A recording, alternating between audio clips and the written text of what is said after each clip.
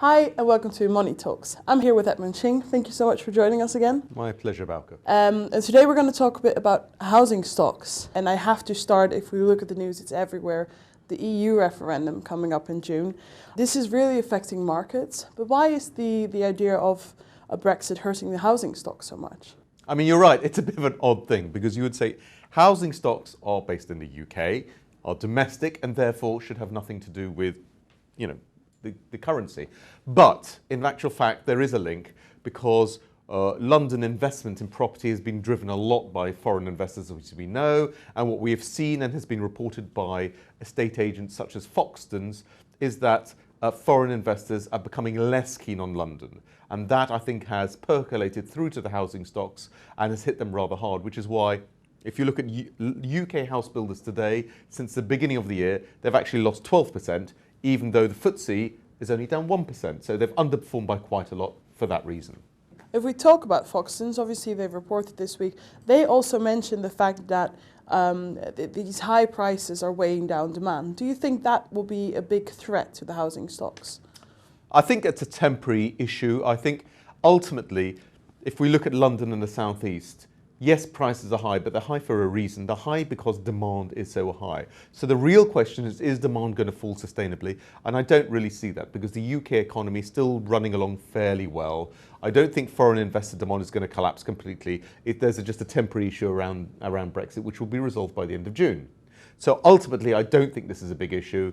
I think it is difficult to afford a house in London and the South East, but people struggle nevertheless because remember, mortgage rates are still coming down and that makes property a little bit more affordable. And we've got the budget coming up this week. Do you think there will be any surprises there or any boosts to the housing market? Well, if anything, it's rather the opposite in the short term. It's a bit of a dampener on the housing market because, as you'll remember, Chancellor Osborne is putting in place in April new tax regulations regarding buy-to-let properties, for instance, higher stamp duty when you buy a second home. Now, that clearly is, if anything, a dampener on the property market rather than a boost. But I do think the longer-term benefits for the sort of help-to-buy schemes is going to filter through and does help house builders who, after all, are building new homes which are disproportionately targeted towards these first-time buyers. Right, and I want to go back a little bit to what you said about the interest rates. Obviously, the Fed has increased their interest rates. We haven't seen that from the Bank of England yet. Do you think that will happen this year, and how do you think that will affect the housing market and housing stocks? I think it might happen this year, but it's unlikely. More likely is next year because the economy is gradually going to slow a little bit without the Bank of England doing anything. And that is something that is a ripple across from the global economy. So really, in the absence of strong inflationary pressures, there's no reason for the Bank of England to move quickly. So I think that's more of a next year issue. So for now, I think mortgage rates will stay very low. And one of the other things we've seen is a slowdown in construction.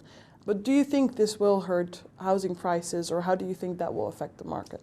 Well, the slowdown in construction is a little bit odd because actually we see a lot of building activity around. I mean, we can hear the cranes outside right now. So there is a lot of building activity going on in London and the South East. There is still a lot of demand and a lack of supply. So I think this is probably a temporary slowdown, I would argue. And if anything, it probably will re-accelerate. And that will be good for the house builders because it means housing starts will pick up and they'll be able to sell more houses. And I think that is what we see. And this is what's going to drive growth, profit growth for house builders over the next 12 months.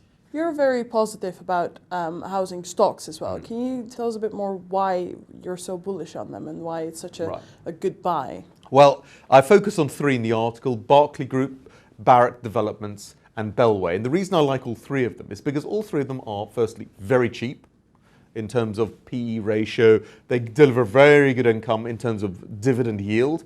And as I said, profits are high and likely to go higher. And if anything, analysts are becoming more optimistic about the outlook for these stocks. So it's bizarre that the stocks should fall just as analysts are becoming more optimistic on profit growth. So those are the three reasons I believe that we're seeing a temporary blip, which gives us actually a buying opportunity in these stocks at the moment. Well, thank you so much, Ed. My pleasure. That was Money Talks. For more business news, go to ibtimes.co.uk/business.